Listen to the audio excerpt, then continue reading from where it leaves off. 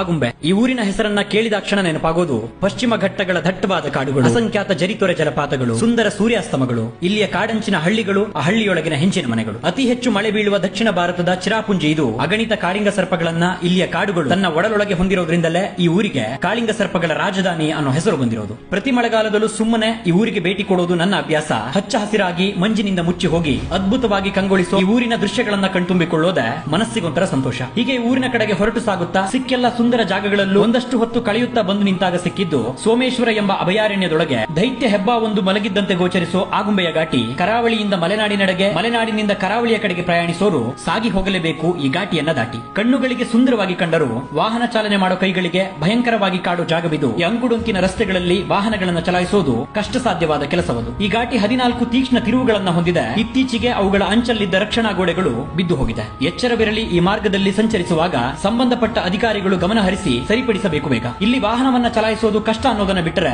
ಸಾಗಿದಷ್ಟು ದೂರಕ್ಕೂ ಹಚ್ಚ ಹಸಿರಿನ ಹಬ್ಬದೂಟವನ್ನ ನಯನಗಳಿಗುಣಬಡಿಸೋ, ಪ್ರಕೃತಿ ವಿಧ ವಿಧವಾದ ಸೀರೆಯನ್ನುಟ್ಟಂತೆ ಕಂಗೊಳಿಸೋ ಸುಂದರ ಜಾಗವಿದು. ಯಾಕೆ ಬಂದೆ ಅಂತ ಕೇಳೋಕಾಗದೇ ಇದ್ರು ಏನು ತಂದೆ ಅಂತ ಕೈಚಾಚೋ ನೂರಾರು ಕೋತಿಗಳನ್ನ ಇಲ್ಲಿ ಕಾಣಬಹುದು. ಕೆಲವೊಮ್ಮೆ ಈ ಆಗುಂಬೆ ಮಂಜನ್ನೇ ಹೊದ್ದು ಮಲಗಿರುತ್ತೆ.